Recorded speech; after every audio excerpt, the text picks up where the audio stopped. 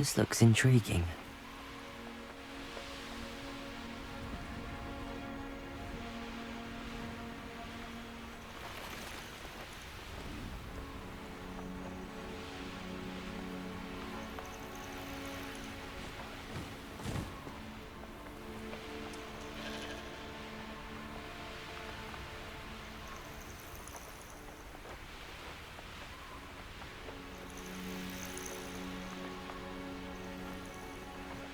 Cut back on pudding.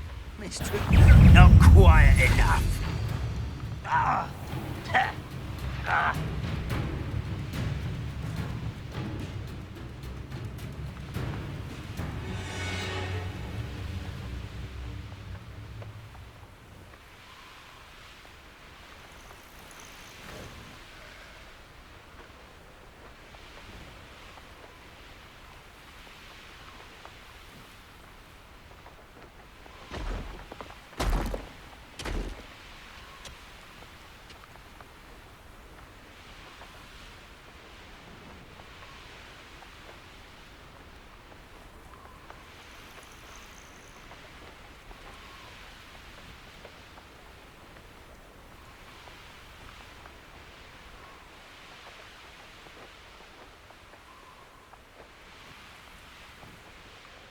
This area is a waste of my time.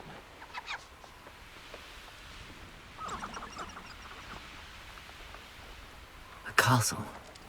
Must have been quite stately in its time.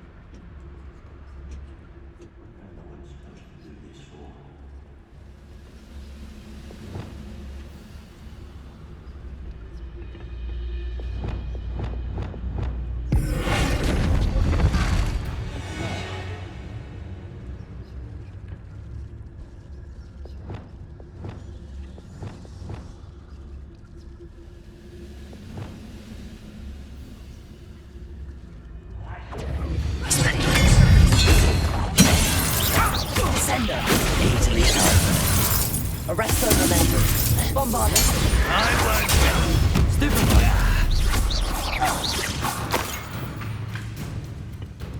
Expelliarmus. You'll make sense.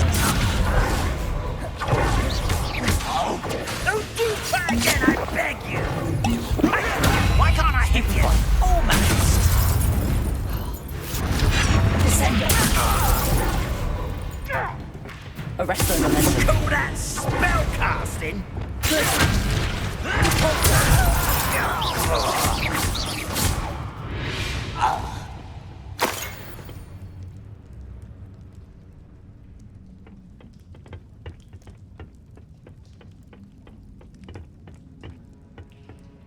Revelio.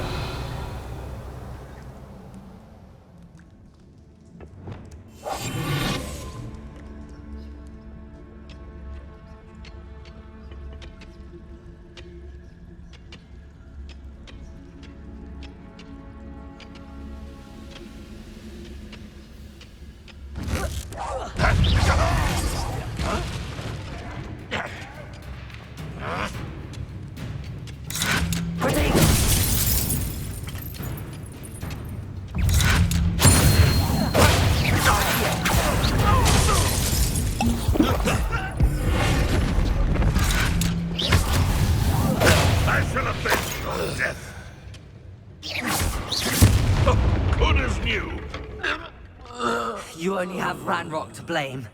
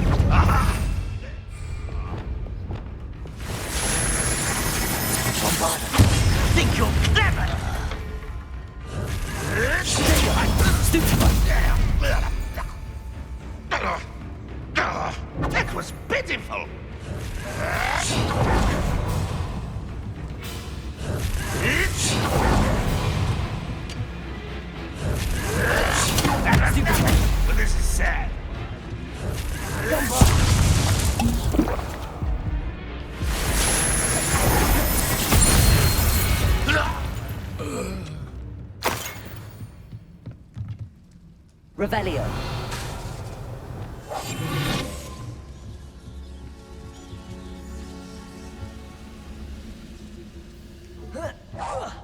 Afraid to fight?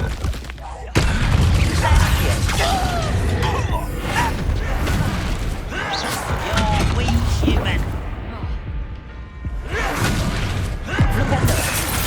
I hate that!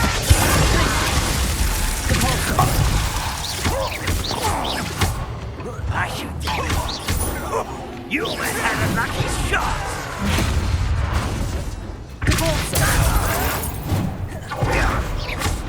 This is truly.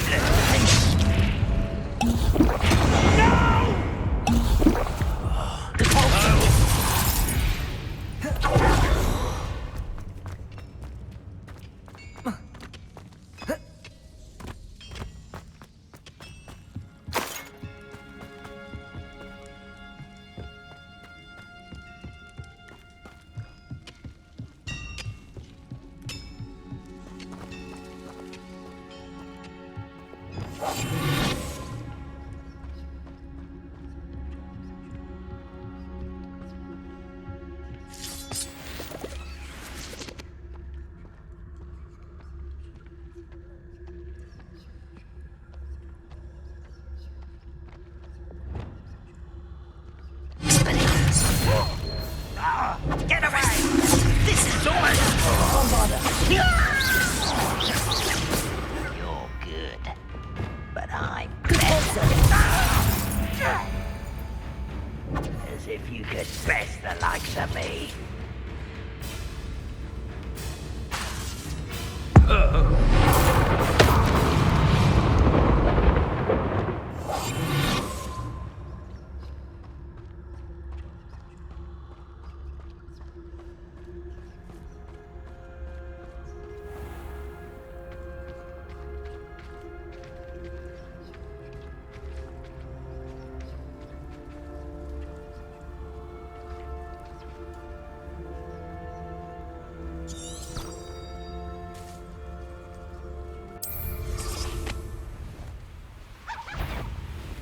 One less human to worry about.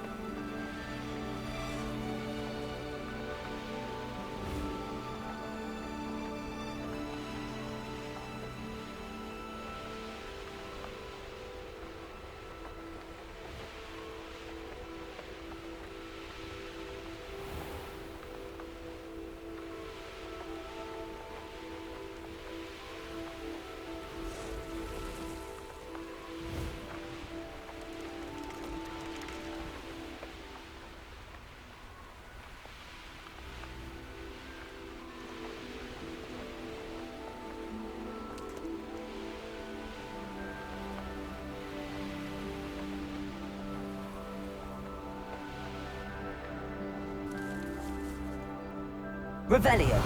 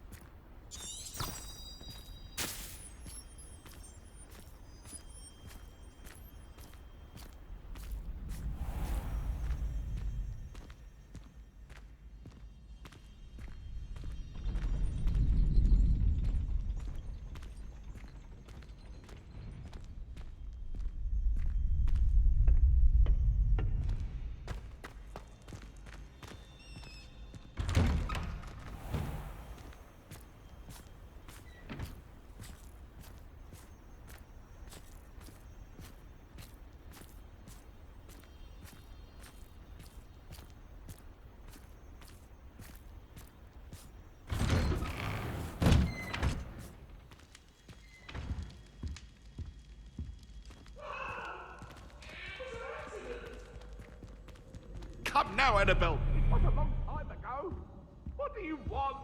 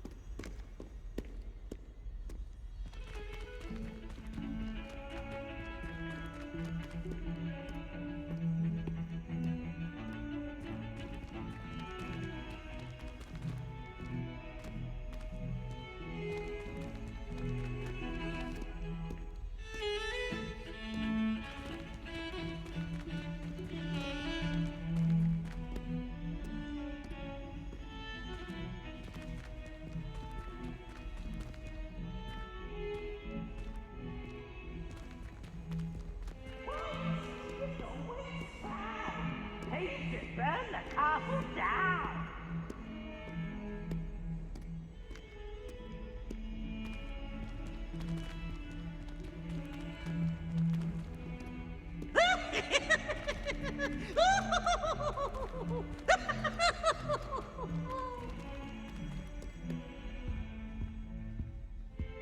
Look at me!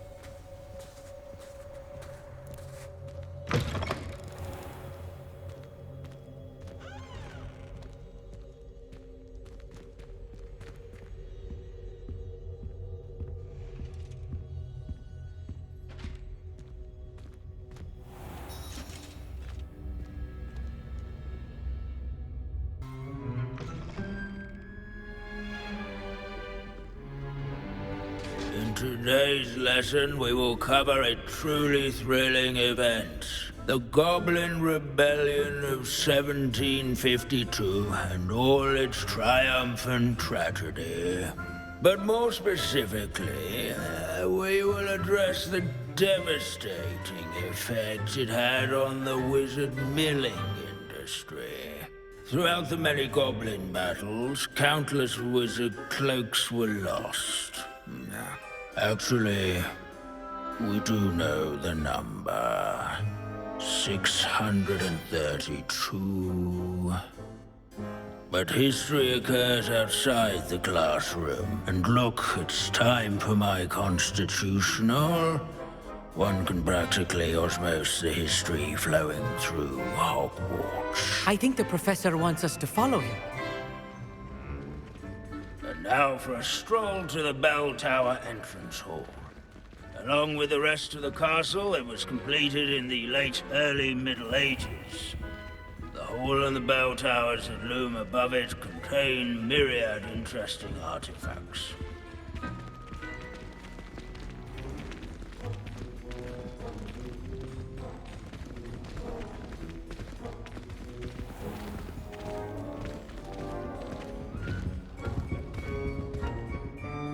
Good to see you again. Recovered from that nasty bout of dragon pox, have we? That wasn't me, Professor. I'm new here. Are you? Well then, welcome. No doubt you're eagerly anticipating my analysis of various wizarding councils, codes, statutes, and of course, goblin rebellions. Not all goblins are rebellious. Some venture into wizarding politics, such as Eargit the Ugly. Some are talented artisans, such as Bragbor the Boastful.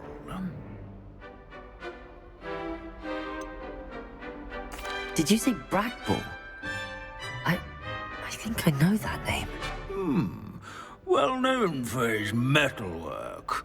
I would imagine much of his goblin wrought iron and silver has survived to this very day. Oh, of course. Oddbook said he was an ancestor of Ranrock. Where were we? Oh yes. Back to our class topic for today. Grimbold Weft. Another notable historical figure. He's right nearby. Curious students can find him on display here in the Bell Tower entrance hall. I recommend that all students introduce themselves to this hero of Hogwarts. Grimbold Weft was responsible for some of the most important work done in the Goblin Rebellion of 1752, such as sewing buttons on witches and wizards' coats. Without his quick hand and deft needlework, countless witches and wizards may have caught cold during the late spring of that year. He never strays from the Bell Tower entrance hall. There, students with a thirst for knowledge do well to seek him out.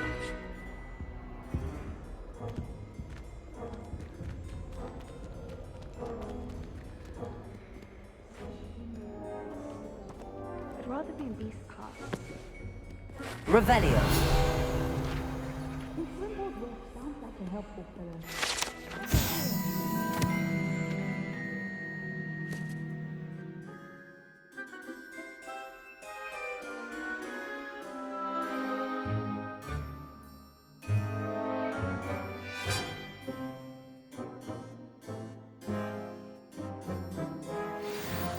Oh yes, I see you found Grimbold Weft.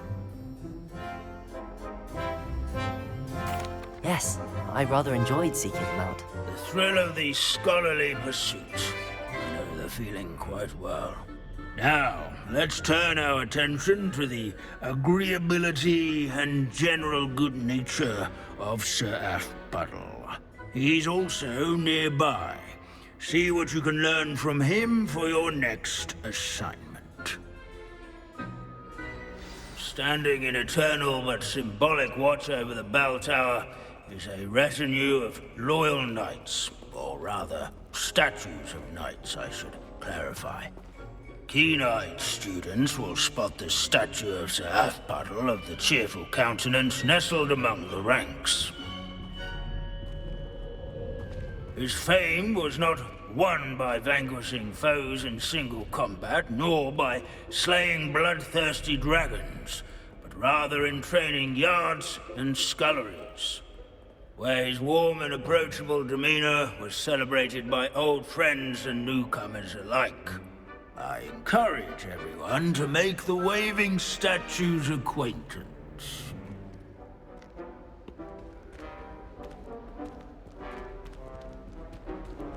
Sir Athpuddle was the friendliest knight.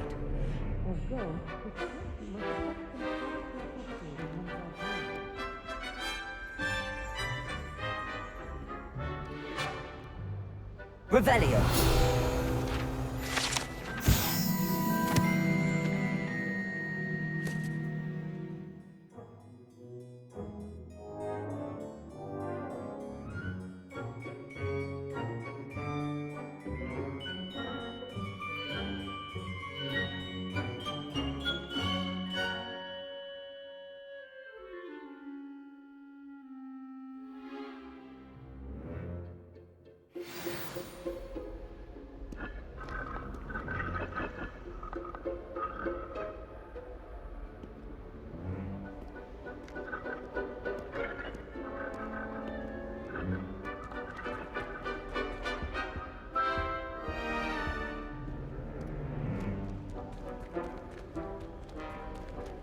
The Hogwarts founders could never have achieved such architectural majesty without the aid of powerful magic. Professor Binns, I found the statue of Sir Puddle. Ah, well done. Alas, Sir Puddle's affability was his undoing. Died instantly trying to befriend a basilisk. Eye contact is not always to be encouraged. So beloved was he that even some goblins mourned his passing. Of course, that did not bode well with the rest of the goblins, most of whom could not abide mourning the loss of a wizard.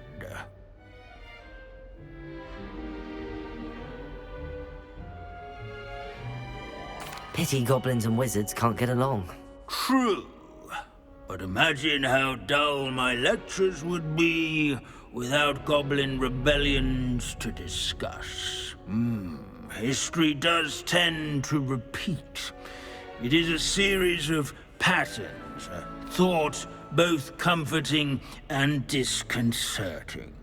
The wise student, such as yourself, will learn from it.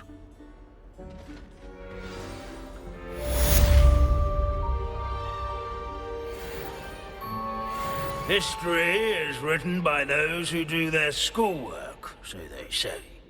Or at least, I like to say that.